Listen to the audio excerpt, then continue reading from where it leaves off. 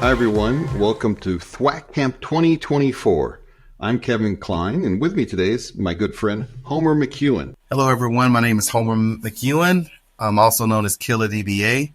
I've been a database administrator for almost 27 years, since 1997, and I worked at Home Depot and other places as a DBA, currently working at Veritiv, and I enjoy working with databases. I've worked with Oracle, Informix, DB2, SQL Server, PostgreSQL, MySQL, and I also write songs about databases. My latest song is about celebrating SQL Server on Windows, and I'm really honored to be here to talk about databases with Kevin Klein, because I look up to him as a data professional, and I have for a long time. So this is awesome. Thank you. So, Homer, as you mentioned, talented DBA, many long years of experience, hard-won experience, and we're going to dive into that in a second. But let's take a quick step aside and look at and listen to some of the music that Killer DBA has done in the recent years. SolarWinds, Thwack Camp, D, Complexify IT. Yeah, when I say Thwack, you say Camp, Thwack Camp, Thwack Camp. When I say Thwack, you say Camp, Thwack Camp, Thwack Camp. D, Complexify IT. T, yeah. Automation is the key to peace and happiness. What to do if someone drops a database in your lap? SolarWinds with AI ops, machine learning in the house, it cannot be stopped. Observe and protect to mitigate risk. Decomplexify the zip. SolarWinds, Thwack Camp, D, Complexify IT. Yeah. When I say Thwack, you say Camp, Thwack Camp, Thwack Camp. When I say Thwack, you say Camp, Thwack Camp, Thwack Camp. D, Complexify IT. T, yeah.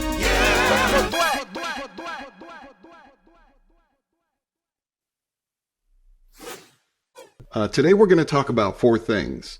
First of all, the scenario, which you can guess from the title. What to do if someone drops a database in your lap and runs. So you can tell a lot about that. And we're going to talk about this from the perspective of an IT pro who doesn't work with databases much. You're responsible for them, but databases is not something you do every day. You're not a DBA.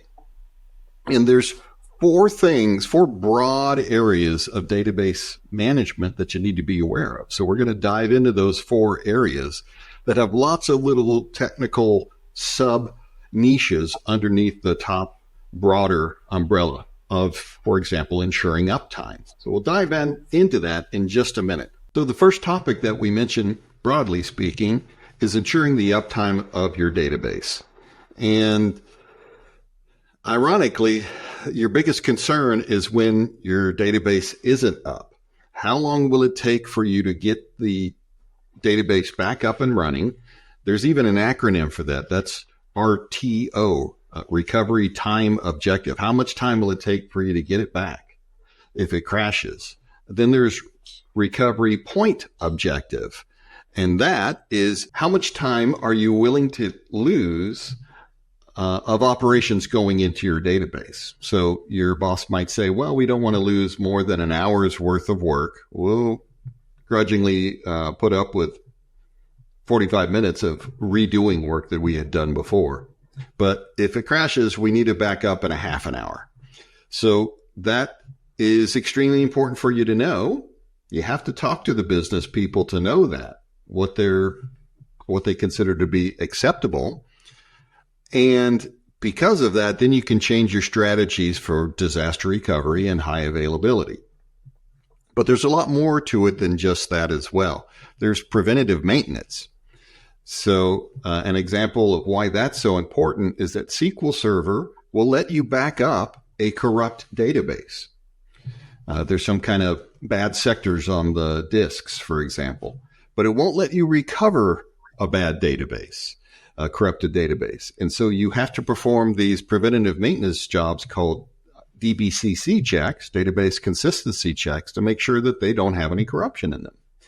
You ever have an experience with one of these issues in your past, Homer?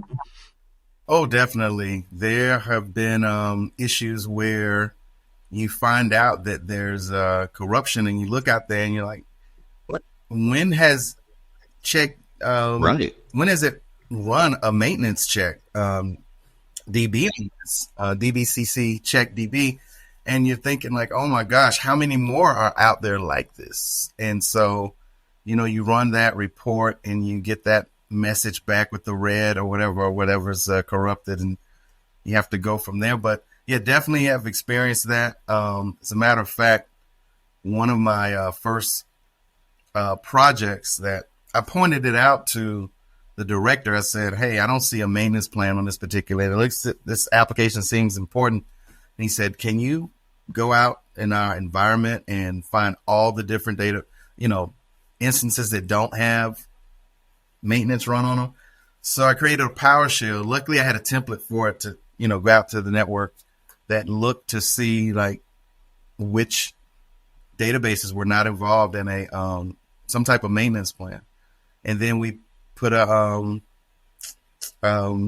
process together to go out and fix that to make sure. And we got a report to let us know if we don't have maintenance plans out there. So the DBCC check DB, also making sure that the update stats, making sure, checking for integrity there. And sometimes you have to, so you don't get the fragmentation from the indexes, reorg or rebuild, depending on how you want the percentage. Yeah. So always fun when you find out that a database or an instance has been neglected in that area. So you have to look out for that, because you don't, like you said, backups aren't real until you can prove that they can be restored. So, and they're not automatic either. So you have to set those up. You got to set them up as well. So, lately I've been fortunate to, and even still, you just don't know if an agent's out there. So I've used Cohesity, I've used Veeam. I'm old school. I like the native backups myself, but either way, within the maintenance plan too, you got to make sure that your backups are running, and that they're running at a time that's okay for the business. Is it every night? Is it, do you have transaction logs? Is it full recovery model? And how often are these transaction logs running?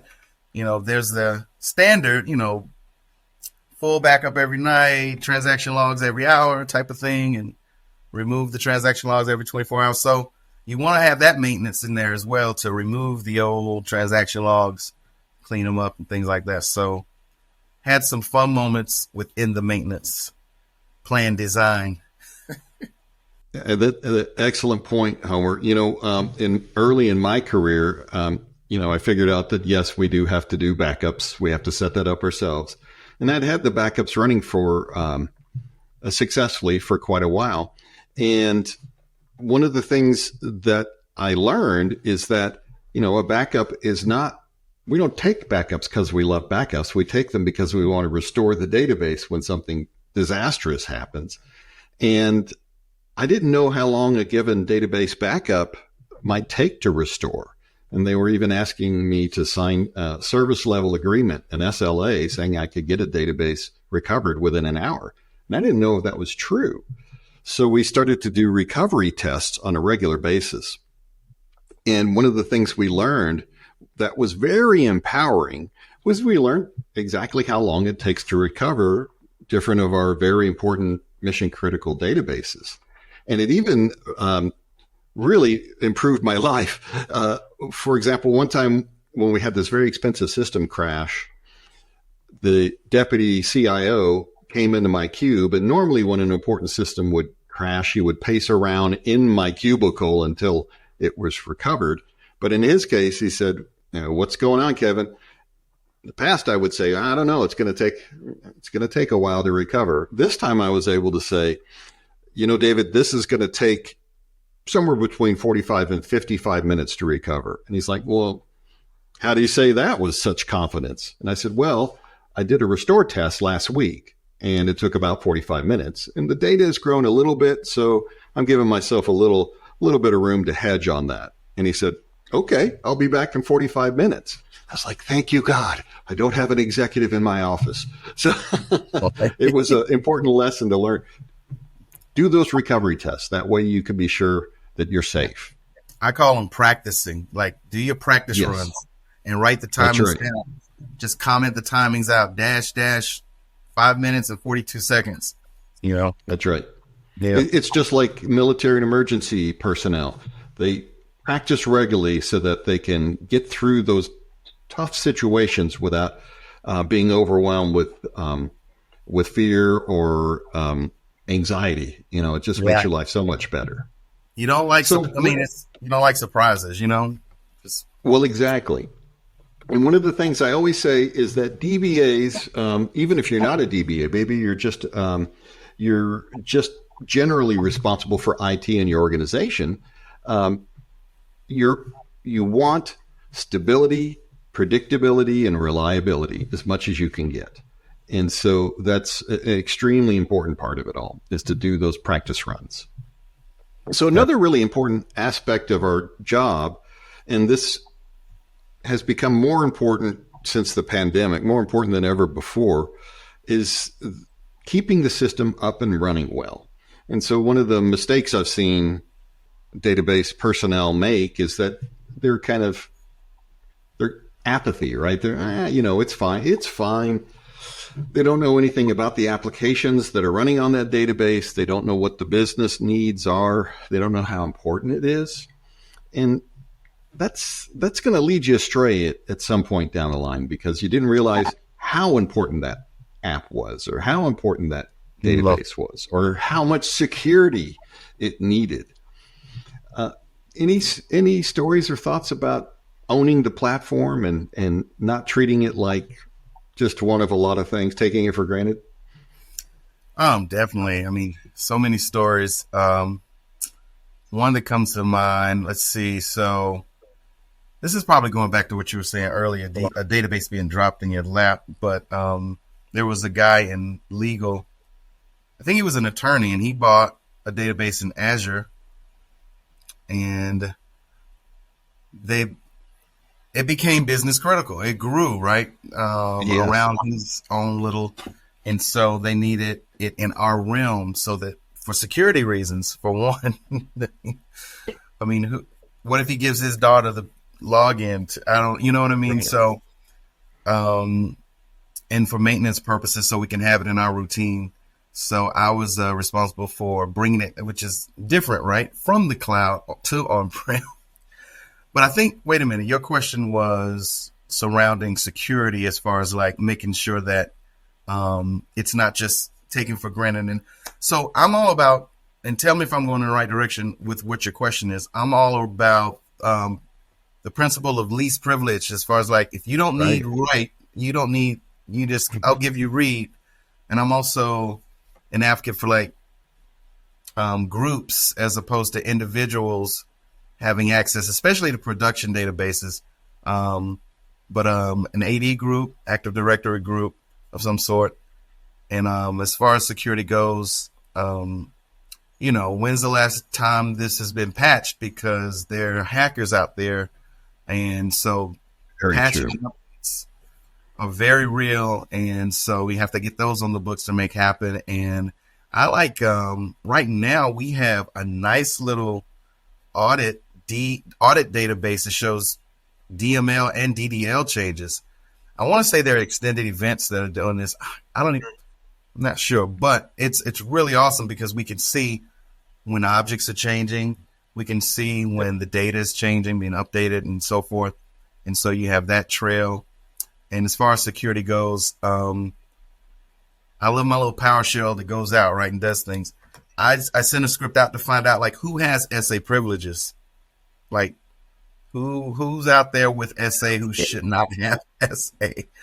So these are things that we should. That is a real red flag. If lots of people have SA, only one group of people, the people who run that database, should have SA. Everybody else should have less privileges than that. Right. So I have different stories. Those are just a few that I can think of right now. But absolutely. One you and I were talking about recently was the default settings for the configuration in SQL Server are really not optimal. They set up those defaults back in 1988 or something like that and never changed them. Yeah. And that's really important today because we have SSDs when we only had hard disks in the old days. We have so much more memory.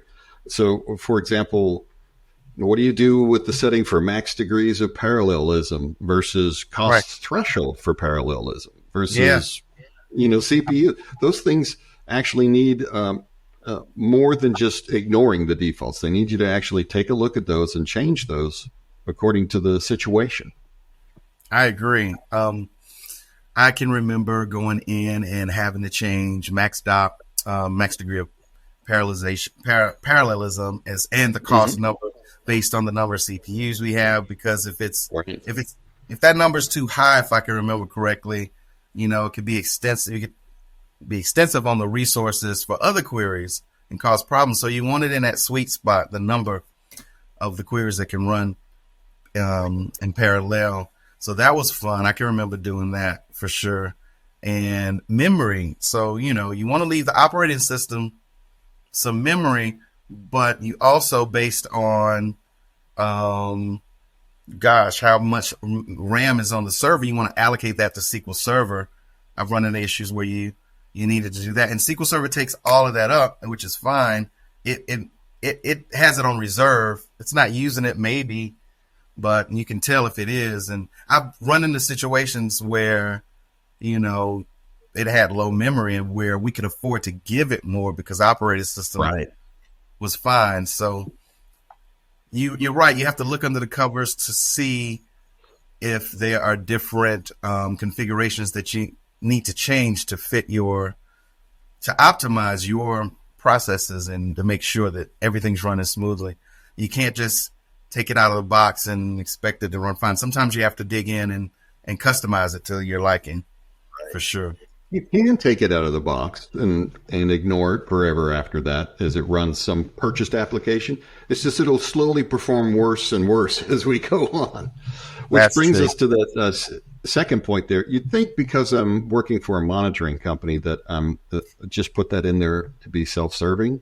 But that's not actually the case. I was a big advocate for monitoring even before I worked for monitoring or tools companies.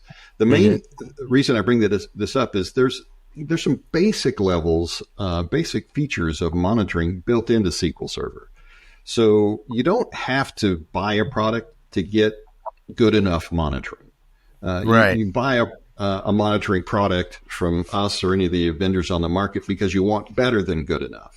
But you got to have at least the free stuff that's built in there, because if you don't, minimal. that's kind of table stakes to get into the game. If you don't do that, you won't know when things are going sideways, and then you might waste time trying to fix something that is actually in the realm of normal, because somebody calls up and they're saying, "Oh, it's so slow." Well, it's like, it's so slow because you wrote the worst query ever for your report and it's behaving exactly the way it's supposed to. So when you got monitoring, you can tell those things. That's true. All right. Well, let's move on. So other duties as assigned. This is one thing I like to point out too, for people who are new to working with databases, is that there's a lot of times where you got to be on call because these are mission critical systems. That's true. Have you ever had on-call duty? Oh, wow. Oh, yes. When I was at Home Depot, it was literally the Wild Wild West while being on call. You were the DBA, you were on call for a week, and they gave you Friday off because you were beat up so much. It was crazy, but it got better. As time went on, it got better and we got less calls. We got a different technical center in Dallas. Was it in Dallas or Austin? I can't remember. I know it was in Texas. And then we got a little relief from DBAs there. And then we had overseas DBAs. That helped out, not to mention a lot of the issues were being ironed out as well. This was during the Y2K period a long time ago, but just recently, today, presently, unfortunately, we had a DBA to leave, and she was our only Oracle DBA. And so now alerts are being sent out, and our director was like, who wants this? Between the other. So I'm the first week on call for this Oracle. And as a matter of fact, I got an alert and I had to look at it. It was, I don't know if you're familiar with it's something called Sensor. I don't know. But basically got an email saying that a database, a SID, was down. And so I looked and made sure, oh, yeah, this database exists. Oh, yeah, it's only been up. Oh, yeah, it coincides with when we got the alert. So it's working. It just told us what. Now, why it was down, I'm not sure. It was a test. Luckily, it was a test SID in Oracle. And I'm still savvy in Oracle. I can get around in Linux and Unix to do my thing. But so that was interesting. So yes, definitely. And on call is an art, because when you're on call and you know you're going to get calls, you sleep lightly because you just never know when that's coming. And it can be bad when you get calls every blue moon because you write it off like, oh, I won't get called. But that's when you get a call, Murphy's Law. That's when you get that call that, hey, we've got a query that we've got, it's slow, and you do your SP who and you see the blocks or whatever. So yeah, on call is a real thing. Luckily, in the later years in my career, on call, even though it has been a thing, it hasn't been bad, knock on wood. If I relate it to the times like I was talking about in my earlier years. You see that a lot, as your experience and the experience of your team, you become more mature, so your processes are better. You've got better alerts. Yep, so better. You've filtered out a lot of the noise that doesn't really mean anything serious that you used to have to get up and check. Mm-hmm. Now you don't even get the message at all because it's not a real issue. So absolutely. Right. Usually you start out with a lot of alarms, a lot of people calling you, and it tends to taper off over time. Definitely. I agree. Another point I do like to make is I always called it the blame game. Now, if you're in a really small shop, there's just 4 of you working on IT for, a legal practice with 30 lawyers and 130 total staff, something like that.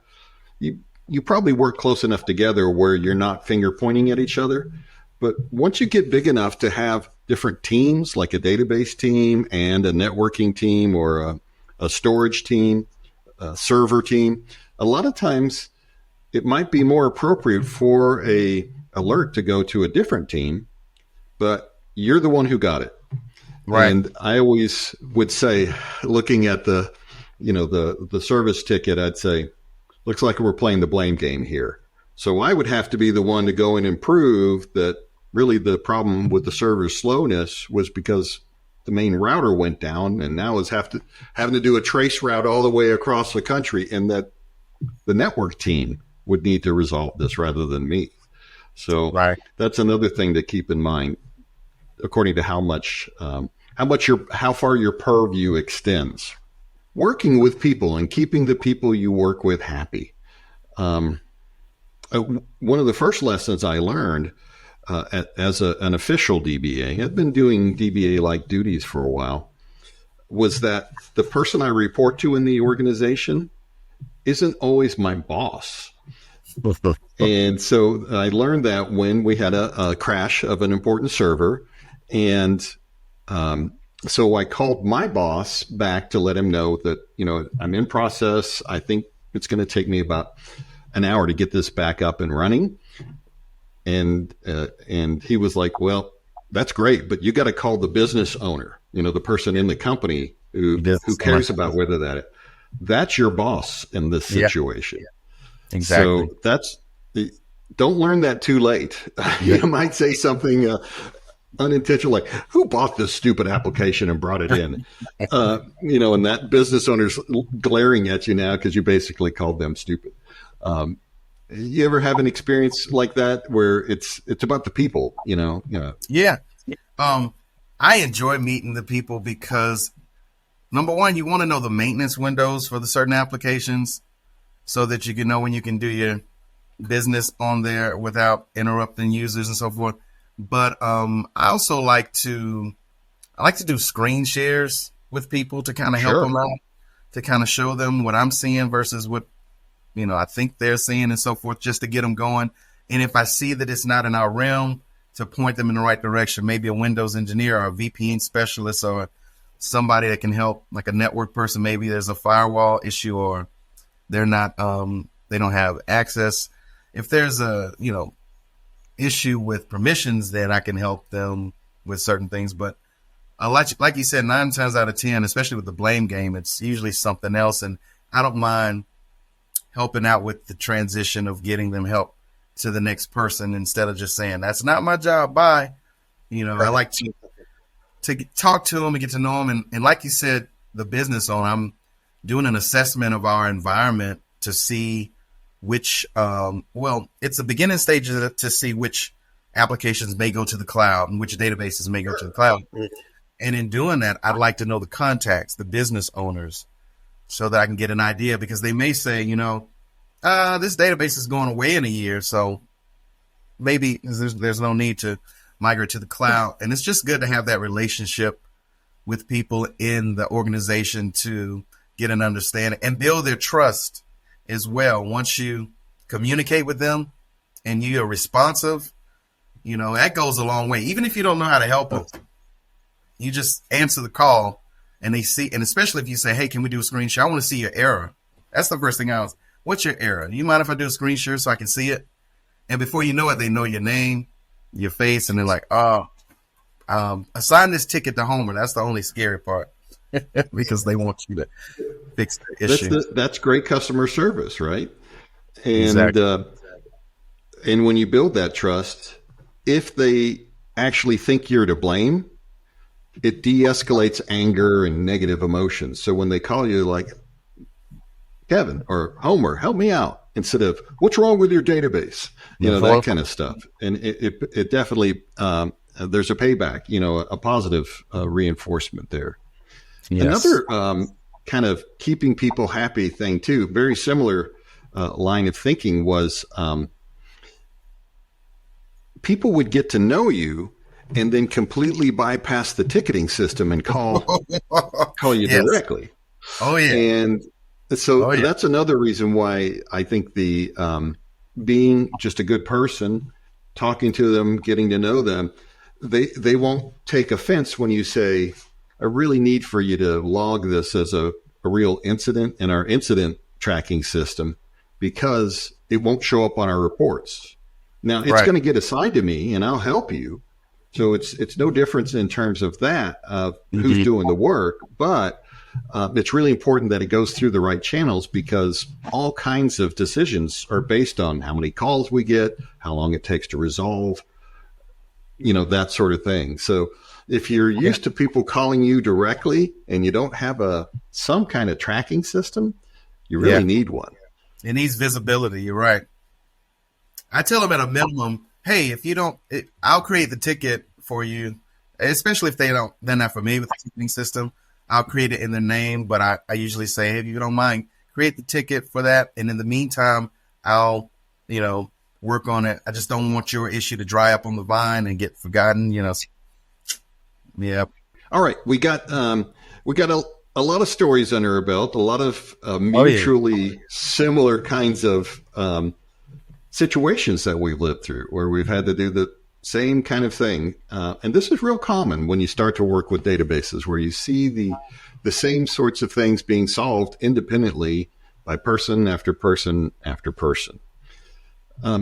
In wrap up, one of the things I'll say, I'm not going to speak to every single bullet point, but the thing that is exceptionally good about the SQL Server world, it is also true, but to a lesser degree, say in Oracle or in the paid commercial database world, there's all kinds of wonderful bloggers and a very active community that shares.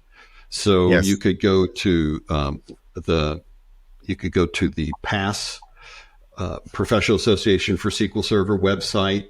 You could, they have communities. So if you use Slack a lot, there's SQLcommunity.slack.com. There's a whole section in Stack Exchange. There's our website, whack.solarwinds.com. There's great websites like Stack Exchange.